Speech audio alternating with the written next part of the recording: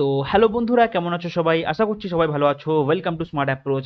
তো আজকে দেখো কম্পাউন্ড ইন্টারেস্টে একটা অঙ্ক নিয়ে চলে এসেছি এবং তোমরা এই অঙ্ক কিন্তু প্রত্যেকটা মক টেস্টে পাবে। আজকের ভিডিওতে আমি তোমাদের দেখাবো যে এই ধরনের অঙ্ক আসলে তোমরা সেটাকে কিভাবে মুখে মুখে সলভ করবে, জাস্ট 1 থেকে 2 সেকেন্ডের মধ্যে মুখে মুখে সলভ করবে, ঠিক আছে? তো দেখো এখানে অঙ্কটার মধ্যে কি বলেছে যে চক্রবৃদ্ধি সুদে একটি অর্থ 4 বছরে দ্বিগুণ হচ্ছে। 4 বছরে দ্বিগুণ হয়, তাহলে কি চেয়েছে যে কত বছরে সেই অর্থ 8 গুণ হবে। ঠিক আছে, 4 বছরে দ্বিগুণ হচ্ছে, তাহলে কত বছরে 8 গুণ হবে এটা আমার চেয়েছে। তাহলে দেখো এই ধরনের অঙ্কগুলো করার ক্ষেত্রে তোমরা কি করবে, সবার ফার্স্টে লিখবে দেখো 4 বছরে, 4 বছরে কত হচ্ছে, দ্বিগুণ হচ্ছে, ঠিক আছে? 4 বছরে 2 গুণ হচ্ছে, তাহলে কি চেয়েছে 8 গুণ কত বছরে হবে। তাহলে 8 গুণটাকে তো আমি লিখতে পারি, 8টাকে তো আমি লিখতে পারি 2 এর কিউব, ঠিক আছে? 8টাকে 2 এর কিউব লিখতে পারি, তাহলে এই পাওয়ারে যেটা থাকবে সেটার সঙ্গে এটা গুণ করে দেবে। তাহলে 4 3 12, 12 হচ্ছে আমার অ্যান্সার। ঠিক আছে, অপশন সি হচ্ছে আমার অ্যান্সার। বুঝতে পারলে কি বললাম?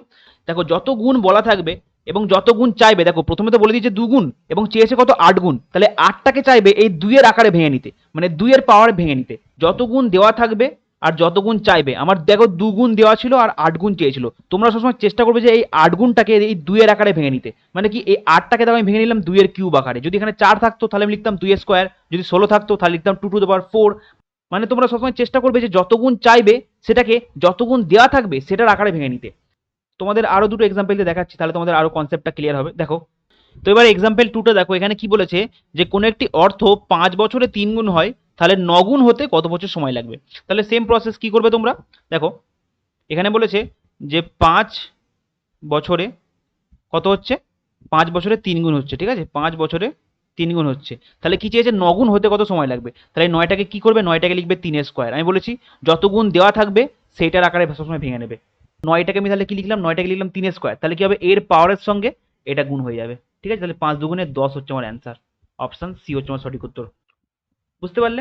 আমি আরো একটা এক্সাম্পল দিয়ে তোমাদের দেখাচ্ছি। দেখো দেখো এবার এক্সাম্পল 3টা দেখো কি বলেছে যে একটি ব্যাংক অ্যাকাউন্টে টাকা 7 বছরে দ্বিগুণ হয়, তাহলে কি চেয়েছে যে 8 গুণ টাকা জমা করতে কত বছর সময় লাগবে। ঠিক আছে, তাহলে এখানে কি বলা আছে, 7 বছরে, 7 বছরে কত গুণ হচ্ছে, দ্বিগুণ হচ্ছে, ঠিক আছে, 2 গুণ।